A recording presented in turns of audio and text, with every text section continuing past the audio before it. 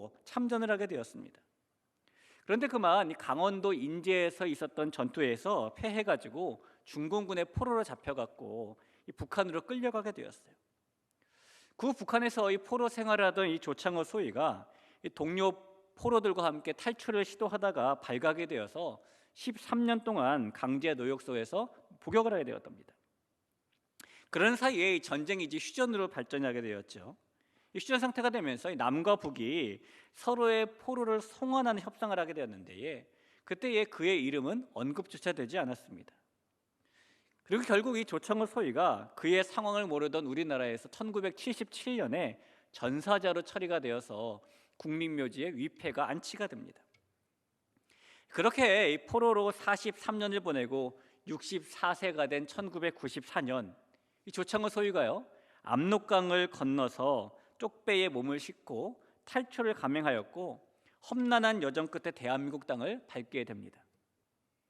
그리고 그가 조국에 돌아온 지 딱 한 달 만에 육군사관학교에서 43년 3개월이라는 최장 기록의 군 생활을 마감하고 전역식을 하게 되었어요.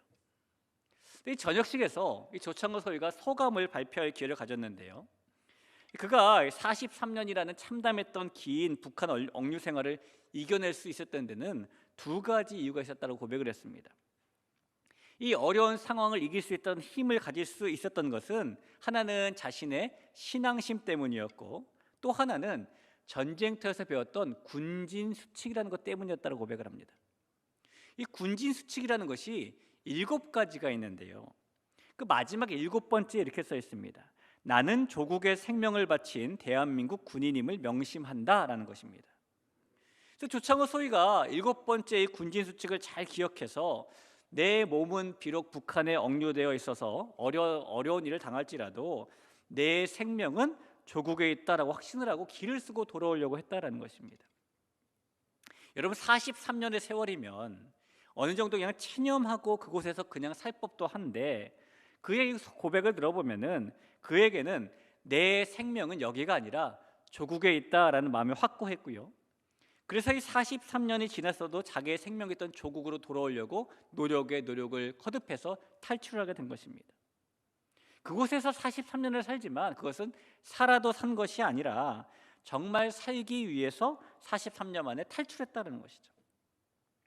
여러분 성경을 보면 여기에 43년이 아니라 430년 동안 포로 생활했던 사람들이 있습니다. 이 출애굽을 한 이스라엘 백성들이 바로 그들이죠. 이스라엘 백성들이 애굽을 탈출해서 가나안으로 향해 돌아가는 이유도 이 조창호 소위가 품고 있던 군진 수칙의 내용과 동일합니다. 하나님의 백성은 하나님의 나라에 생명이 있는 사람들이기 때문에 그들은 430년이 지났어도 애굽을 탈출해서 가나안으로 가는 것이기 때문입니다. 하나님께서 약속해 주신 그 가나안에서 하나님의 백성으로 그 생명을 찾기 위해서 하나님께서 명하신 그곳에 가는 것이 하나님의 백성으로 참된 삶을 사는 것이기 때문에 그들은 430년 만에 탈출을 하고 가나안으로 가게 되는 것이죠. 이 과거 이스라엘 백성들처럼 오늘날 하나님의 자녀인 여기 있는 저와 여러분도 마찬가지입니다. 우리는 이 땅이 아니라 하나님 나라에 생명이 있는 사람들입니다. 그래서 우리가 이스라엘이 하나님의 말씀을 듣고 출애굽을 감행했던 것처럼 우리를 인도하신 하나님의 말씀, 그 하나님의 요구를 따라가야 하는 것이죠. 그것이 하나님의 자녀로서 생명을 찾을 수 있는 방법이고 그것이 하나님의 자녀로 살 수 있는 방법이기 때문입니다. 오늘 우리가 읽은 이 신명기 말씀을 통해서 하나님께서 우리를 살리시기 위해서 우리에게 생명 주시기 위해서 주시는 말씀, 주시는 요구가 무엇인지 우리의 마음을 잘 기울여 볼 수 있는 그런 시간이 되길 간절히 바랍니다. 오늘 우리가 읽은 본문에 보면은 하나님께서는요 이 출애굽한 이스라엘 백성들이 이 가나안 땅을 눈앞에 두고 있을 때에 그들에게 요구하시는 한 가지 말씀이 기록이 되어 있습니다. 먼저 12절을 한번 볼까요? 이스라엘아, 내 하나님 여호와께서 내게 요구하시는 것이 무엇이냐? 곧 내 하나님 여호와를 경외하여 그의 모든 도를 행하고 그를 사랑하며 마음을 다하고 뜻을 다하여 내 하나님 여호와를 섬기고 13절 보면 내가 오늘 내 행복을 위하여 내게 명하는 여호와의 명령과 규례를 지킬 것이 아니냐라고 말씀하십니다. 하나님께서 지금 요구하시는 것이 하나 있는데 그게 뭐냐면 하나님을 경외하고 하나님의 도를 행하고 하나님을 사랑하고 마음을 다하고 뜻을 다하여 하나님을 섬기고 하나님의 명령과 규례를 지키라는 것입니다.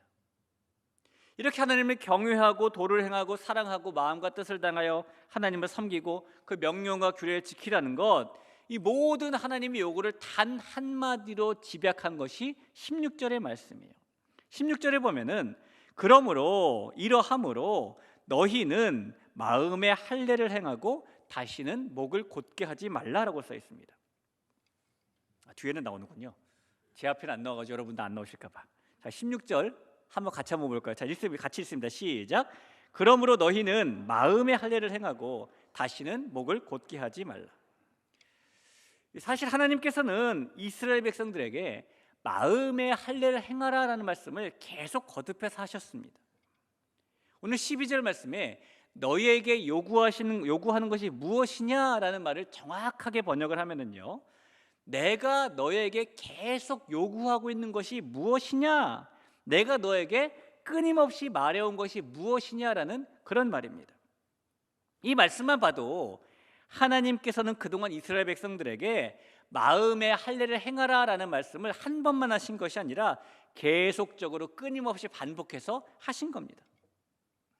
여러분, 대부분의 자녀들은 잔소리로 듣지만 이 부모가 자녀에게 같은 말을 계속해서 반복할 때가 있죠. 주로 그럴 때는 물론 진짜 잔소리일 때도 있지만 자녀에게 하는 그 말이 너무너무 중요할 때 부모는 그 말을 반복하게 됩니다. 그런 것처럼 하나님께서 마음의 할례를 행하라라는 말씀을 계속 반복해서 하셨다라는 것은요, 하나님의 백성들이 마음의 할례를 행하는 것이 너무너무 중요하다라는 그런 의미일 것입니다. 귀한 성도 여러분, 마음의 할례를 행하라라는 하나님의 요구는 비단 이스라엘 백성들 뿐에게만이 아니라 저와 여러분에게도 동일하게 주시는 하나님의 요구이자 하나님의 말씀인 줄로 믿습니다. 저와 여러분이 하나님의 말씀, 하나님의 요구대로 우리의 마음에 할례를 행할 수 있는 하나님의 자녀들이 되기를 간절히 축원합니다. 자, 그럼 여러분, 할례라는 게 무엇일까요? 우리가 마음의 할례를 받으려면 할례가 무엇인지를 좀 알아야 되겠죠? 이 하나님께서 아브라함에게 명하셨던 할례라는 것은 이 겉으로 표면적으로 보기에는 남자 생식기의 포피를 자르는 것입니다. 그러나 그것이 할례의 참된 의미는 아니에요. 하나님께서 이스라엘에게 아브라함을 통해 할례를 명하시면서 그 안에 할례의 참 의미를 부여해 주셨습니다. 할례는 그 행위보다도 하나님이 말씀하신 것을 그대로 따름으로써 하나님의 소유, 하나님의 백성이 된다라는 의미를 가지고 있는 것입니다. 하나님의 백성들은 하나님 앞에서 할례를 받음으로 더 이상 우리는 이제 우상의 자녀가 아니라 하나님의 백성이라는 표시를 가지는 거예요. 이제는 자기 자신과 자신의 인생 모두가 하나님께 완전히 드려졌다는 것을 할례로 하나님의 말씀에 대한 순종으로 표현하는 겁니다. 그래서 할례의 기본 정신은 하나님을 내가 주인으로 모시고 살겠다라는 마음의 결단에 있는 것입니다. 마음의 결단에 중요한 의미가 있는 것이니 할례의 중요한 의미는 육체에 있는 것이 아니라 어디에 있을까요? 마음에 있는 것입니다. 그래서 다시 한번 16절을 보시면 그러므로 결론적으로 너희는 마음의 할례를 행하고 다시는 목을 곧게 하지 말라고 말씀하시는 거예요. 몸에 행하는 할례는 상징적인 것이었기 때문이고 마음에 행하는 할례가 진짜이기 때문이라는 겁니다. 이 마음의 할례를 행하라는 것, 하나님이 주신 명령이죠. 여러분, 명령과 권고가 어떻게 다를까요? 이 명령과 권고는 선택을 할 수 있느냐 없느냐 여부의 차이라는 큰 다름을 가지고 있습니다. 권고는 상대방에게 선택할 수 있는 자유를 주는 것이지만 명령은 상대방에게 선택할 자유가 없는 것입니다. 하나님께서 오늘 요구하시는 마음의 할례를 행하라는 것은 권고가 아니라 명령이에요. 여러분 잘 아시는 것처럼 구약 성경은 히브리어와 아람어로 기록이 되어 있습니다. 그런데 예수님 당시 유대인들은 그 구약 성경을 당시 전 세계가 사용하던 헬라어로 번역한 70인경이라는 성경을 사용했어요. 예수님께서도 구약 성경을 인용하는 말씀하실 때에 이 70인경에 있는 성경을 그대로 인용해서 말씀하십니다. 그런데 이 70인경에 의하면은 신명기의 오늘 본문 할례를 행하라라는 말씀은 그 시제가 미래 시제로 써 있어요. 그래서 그대로 직역하면은 너희는 미래니까 할례를 받게 될 것이다라는 부드러운 느낌과 점잖은 느낌으로 다가오게 되죠. 그런데 여러분, 이 말씀은요 점잖고 부드러운 말씀이 아닙니다. 이 그리스어 헬라어에서 강한 명령을 내가 하고 싶어요. 그냥 단순한 명령 말고 명령을 강하게 하고 싶어요. 그럴 때는요 너는 이렇게 할 것이다라는 미래 시제를 사용하는 겁니다. 이렇게 되면은 너는 반드시 이걸 해라라는 강한 명령이 되는 거예요. 오늘 본문에 마음의 할례를 행하라는 것이 바로 그런 명령입니다. 느낌은 점잖고 부드러운데 실제로는 전혀 부드러운 것이 아니라 하나님의 강한 명령인 것이죠. 그러니 마음의 할례는 우리가 받아도 되고 안 받아도 되고의 차원이 아니라 반드시 받아야 되는 것입니다. 하나님의 강한 명령이니까요. 특별히 하나님께서 가나안을 눈앞에 두고 있는 이스라엘 백성들에게 이렇게 강하게 마음의 할례를 받으라라고 말씀하신 이유는 어디에 있을까요? 하나님께서 이 시점에서 마음의 할례를 행하라라고 다시 명령하시는 이유는 이스라엘 백성들이 목전에 두고 있는 가나안 땅에 들어가면 마음의 할례를 행했는지 혹은 행하지 않았는지에 따라서 그들의 생명의 여부가 직결되기 때문입니다. 신명기 30장 6절 한번 볼까요? 내 하나님 여호와께서 내 마음과 내 자손의 마음의 할례를 베푸사 너로 마음을 다하며 성품을 다하여 내 하나님 여호와를 사랑하게 하사 너로 생명을 얻게 하실 것이며 라고 말하죠. 마음의 할례를 행해야 생명을 얻게 한다라는 말입니다. 여러분이 이 말씀을 역으로 말하면 만약 마음의 할례를 행하지 않으면 생명을 얻지 못한다라는 말씀이 되겠죠. 하나님께서 이스라엘 백성들에게 주신 마음의 할례라는 명령을 보면서 저와 여러분의 마음에도 할례가 행해져야 됩니다. 우리가 마음의 할례를 행해야 되는 이유는 그래야 우리가 생명을 얻을 수 있기 때문인 겁니다. 사랑하는 성도 여러분, 하나님의 요구대로 하나님의 강한 명령대로 우리의 마음에 하나님께서 원하시는 할례를 받을 수 있는 우리 모두가 되길 다시 한번 꼭 부탁을 드립니다. 자, 할례 마음에 받을 때 도대체 어떻게 받는 것일까요? 또 방법을 알아야 우리가 받을 것 아니겠습니까? 마음의 할례를 받는 방법이 있어요. 이 마음의 할례를 받는 첫 번째 방법은 이 단단해진 마음, 강팍해진 마음을 잘라내는 데 있습니다. 하나님께서 주신 율법에 의하면요, 이스라엘의 남자 아이들은 태어난 지 8일이 되었을 때, 정말 간단하겠죠. 8일이 되었을 때 할례를 행합니다.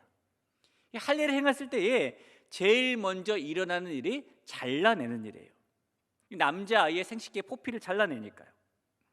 육체의 할례가 잘라내는 일인 것처럼 마음의 할례를 행할 때도 첫 번째 일어나야 되는 일이 잘라내는 일입니다. 여러분, 마음의 할례는 잘라내는 것인데 오늘 16절의 말씀을 성경 원문 그대로 직역하면요, 이 말씀은 단순히 너희 마음의 할례를 행하라는 말씀이 아니에요. 이 말씀에 번역이 빠진 부분이 있습니다. 원문에 뭐라고 되어 있냐면은 너희 마음의 단단한 부분을 할례하라 라고 번역되어 있습니다. 이게 더 정확한 번역이에요. 다시 한번, 너희 마음의 단단한 부분을 할례하라 라는 것이 정확한 번역입니다. 하나님께서 이스라엘 백성들에게 하신 말씀은 가나안 땅에 들어가면 마음의 단단한 부분을 잘라내라라는 그런 요구였다는 겁니다. 따라서 저와 여러분이 마음의 할례를 받는 방법은요, 우리에게 있는 돌처럼 굳어진 단단한 마음, 강팍해진 마음을 잘라내는 것이고, 그것이 저와 여러분에게 주시는 하나님의 명령인 것입니다. 여러분, 이 세상에 있는 돌 가운데에 가장 강한 돌을 다이아몬드라고 부르죠. 실제로 다이아몬드는 돌의 강도로 따지면 10도로 가장 높기 때문에 다른 돌을 자르거나 철을 자를 때 사용되기도 합니다. 하지만 사실은 이 다이아몬드보다 더 단단한 것이 있어요. 이 미국 워싱턴 주립대 연구팀에서 만든 주석과 티산탄 바륨의 합금, 이것이 다이아몬드보다 훨씬 더 강합니다. 또 일본 스쿠바 대학 연구진이 만든 펜타 다이아몬드라는 구조는 일반 다이아몬드보다 훨씬 더 강도가 단단합니다. 그런데 여러분, 이렇게 가장 단단한 돌이라는 다이아몬드보다, 또 주석과 티탄산 바리움 합금보다, 또 펜타 다이아몬드보다 훨씬 더 단단한 것이 이 세상에 있죠. 그게 뭐냐면 바로 사람의 마음이에요. 사람의 마음은 정말 단단합니다. 이렇게 그런 말 있잖아요. 바늘로 찔러도 이렇게 피 한 방울 안 날 사람. 실제로 여기서 피 안 난다는 게 아니잖아요. 그 마음에 바늘이 들어갈 틈이 없다는 겁니다. 그 정도로 단단합니다. 그래서 A.W. 토저 목사님이 사람의 마음에 대해서 이런 말을 한 적이 있어요. 예수 그리스도를 믿고 헌신하는 성도는 인자가 우리 대신 심판과 형벌을 기꺼이 담당하신 것에 감동하고 감격해야 한다. 그리스도인에게 이런 감동과 감격이 없다면 돌덩이처럼 굳은 자신의 마음밭을 갈아엎어야 한다. 토저 목사님은 원래 사람의 마음은 돌덩이처럼 굳은 단단한 마음이다라고 지금 말하고 있는 겁니다. 영국의 청교도 지도자였던 리처드 백스터도 이런 말을 한 적이 있어요. 만약 강팍한 마음이 깨어져야 한다면 그렇게 하기 위하여 우리는 한 번 두드리는 것으로는 부족하고 깨질 때까지 계속 쳐야 할 것이다. 리처드 백스터는 원래 사람의 마음은 돌처럼 단단하고 강팍하다라고 지금 말하고 있는 것이죠. 오늘 본문 16절에서도 사람의 마음은 단단하다라고 말하고 있는 겁니다. 정말 사람의 마음은 단단하고 강팍합니다. 뭐 다른 사람 볼 거 없이 여기는 저도 그렇고 여러분도 분명히 그럴 겁니다. 사람의 마음이 얼마나 단단하고 강팍한지 그 단단한 마음 때문에 한번 먹은 마음은 잘 변하지 않게 되고요. 그 단단한 마음이 굳어지면은 독해지기도 하고요. 그 단단한 마음이 독이 되어서 다른 사람에게는 마음의 병을 일으키기도 하고 나 자신에게는 몸의 병을 일으키기도 하죠.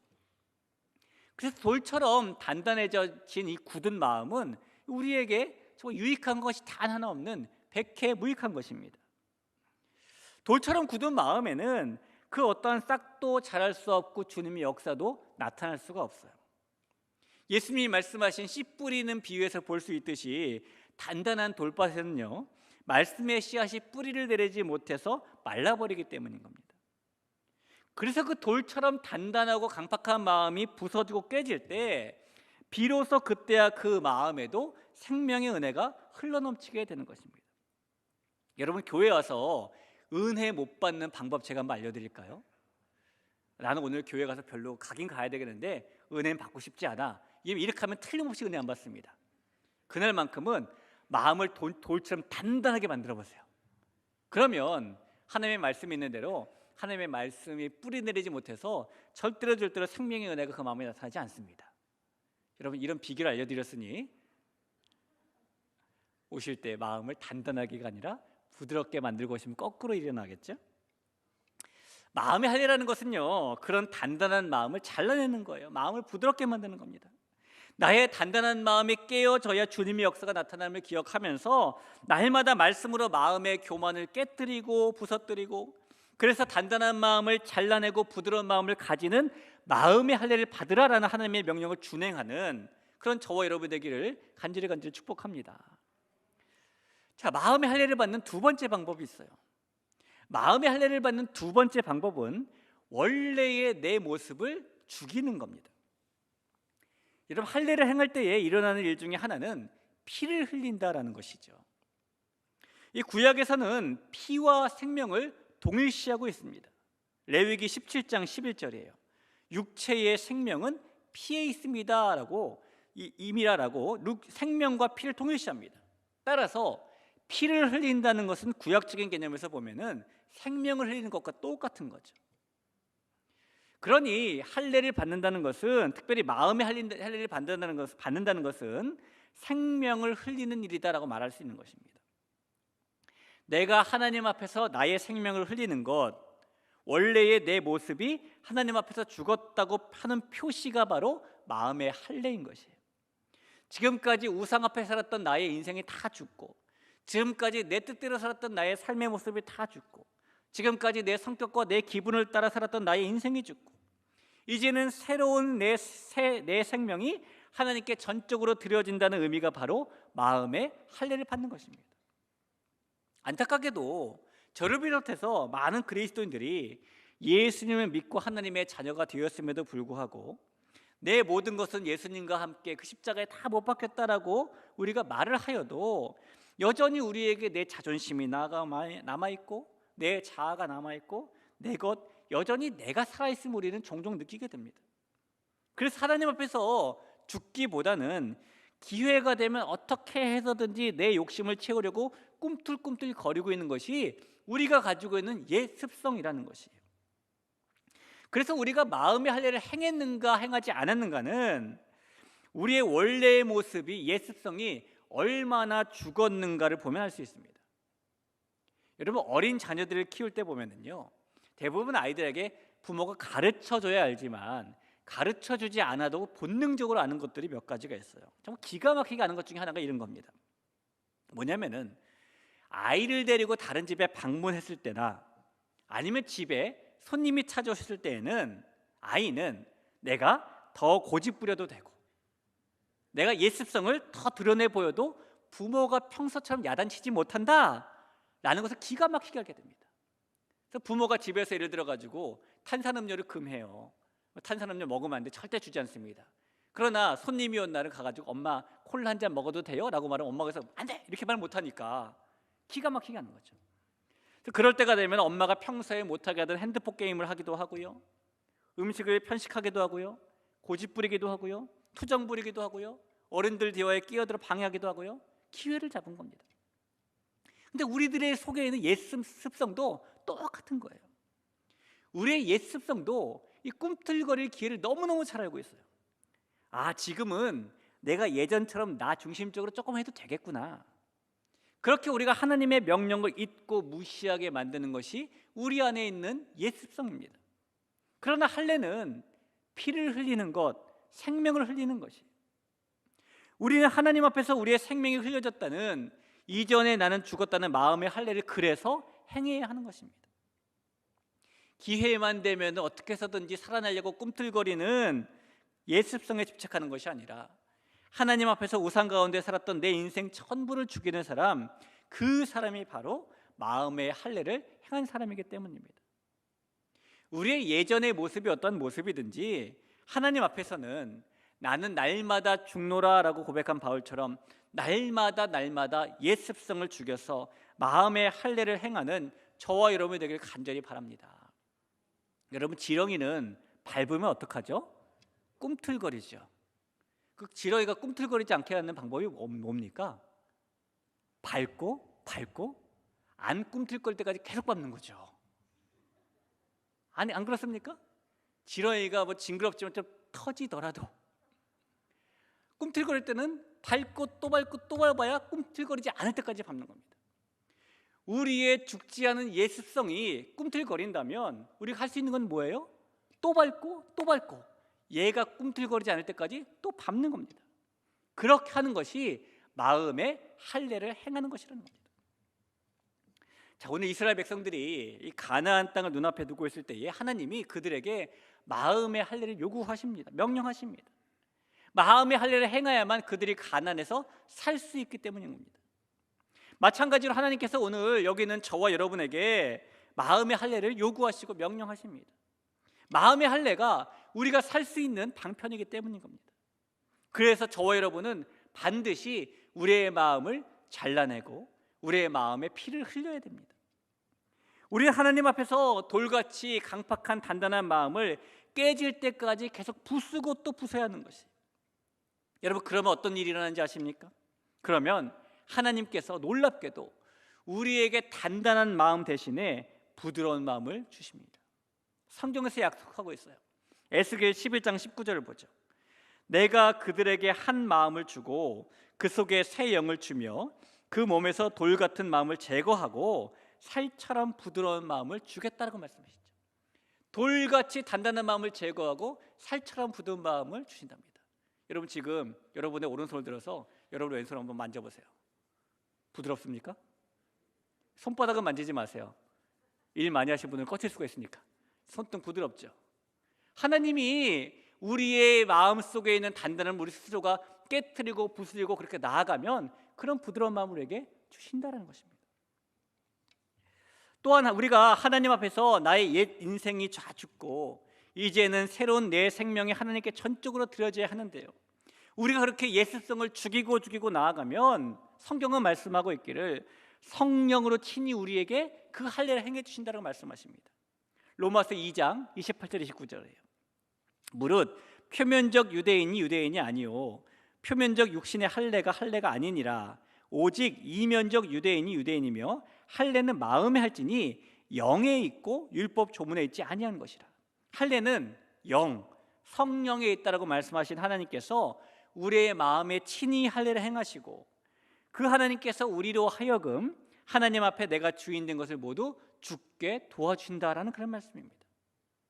그러니 하나님께서 그렇게 하실 것이니 잠잠히 마음의 할례를 반드시 행하라는 것, 이것이 오늘 저와 여러분에게 주시는 주님의 명령이고 주님의 말씀이고 주님의 요구가 되는 것입니다.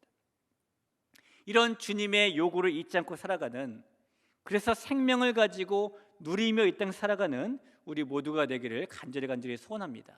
이 말씀이 바로 오늘 저와 여러분에게 주시는 주님의 말씀인 줄로 믿습니다.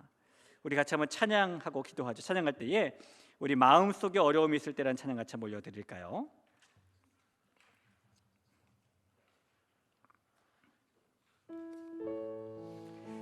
우리의 마음에 할례를 행하는 마음을 가지고 이 찬양을 하나님께 같이 한번 고백하며 나아갑니다.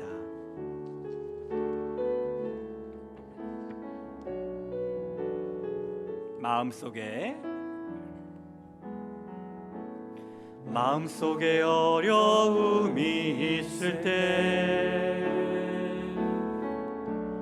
마음속에 어려움이 있을 때, 마음속에 어려움이 있을 때 주님 내게 먼저 오사 내 마음을 만지고 주님 앞에 나올 수 없을 때, 주님 앞에 나올 수 없을 때, 주님 앞에 나올 수 없을 때 주님 날 먼저 안으시네. 그럼에도 불구하고 날 사랑하시는 내 하나님의 사랑은 나의 모든 걸 덮고, 그럼에도 불구하고 날 안아주시는 내 하나님을 부를 때 아버지라 부르죠. 마음속에 어려움이 있을 때, 마음속에 어려움이 있을 때, 마음속에 어려움이 있을 때, 마음속에 어려움이 있을 때 주님 내게 먼저 오사 내 마음을 만지고 주님 앞에 나올 수 없을 때, 주님 앞에 나올 수 없을 때, 주님 앞에 나올 수 없을 때 주님 날 먼저 함께 고백합니다. 그럼에도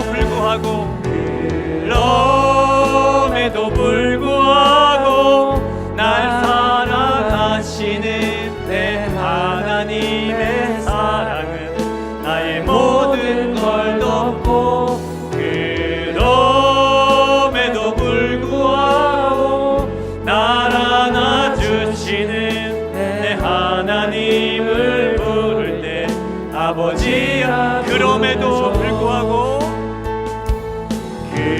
그럼에도 불구하고 날 사랑하시는 내 하나님의 사랑은 나의 모든 걸 덮고, 그럼에도 불구하고 날 안아주시는